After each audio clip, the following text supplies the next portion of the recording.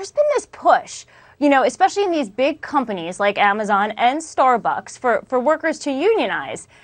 Why is this happening? Amazon CEO Andy Jassy, his total compensation last year topped $212 million. So if you compare that pay to the average worker, it's 1 to 6,500. So there's a lot of anger that, hey, we're doing everything for your company and we just want more. While most reasonable people were excited to hear Amazon workers in New York unionized, Fox hosts had a different reaction. It's not anger, Lauren. It's jealousy. What is it? Jealousy. And that's what it is. Stuart Varney, a guy whose biggest fantasy is being able to swim in a pool of gold coins like Scrooge McDuck, thinks workers are driven by jealousy. And they're too worried about what people at the top are making. I mean, they're worried about what people at the top are making because the pay ratio between the Amazon CEO and the average Amazon worker is 6,500 to 1. And while still bad, the average CEO to worker ratio last year in this country was around 350 to 1. That's a vast disparity. You can see why Amazon workers realize just how inequitable their company is. But this isn't about a business practice or economic policy.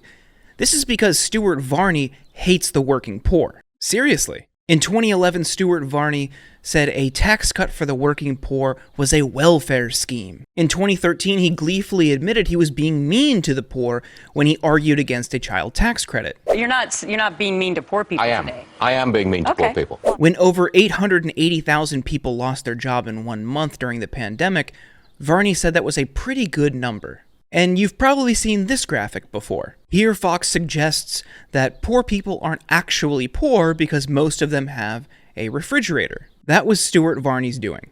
Stuart Varney, just like the rest of his Fox colleagues, have a role in defending capitalist interests. They serve as a mouthpiece for the wealthy.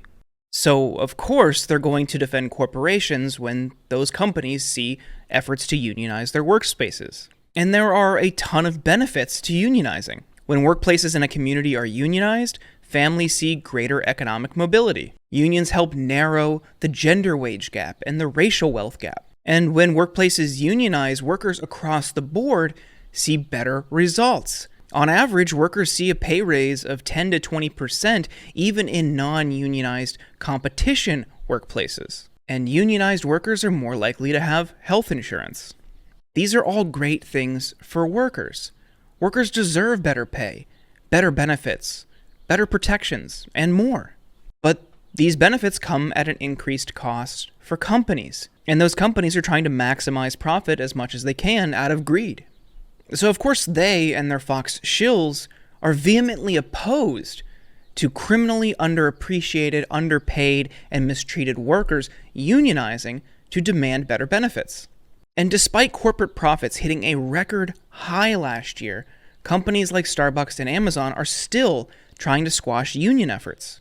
You all remember how corporate operatives at Amazon installed a decoy mailbox at an Alabama facility.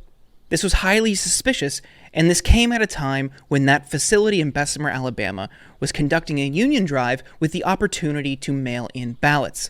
Amazon had the key to that mailbox. This is highly improper. And there have been countless other reports of Amazon staff engaging in illegal activity to try to squash a union drive.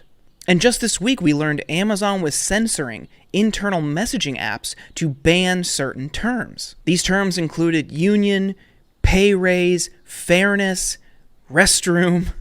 The list goes on. You can see the full list here. They will stop at nothing to suppress workers to maximize profit. So it was really never about jealousy. This is a matter of dignity.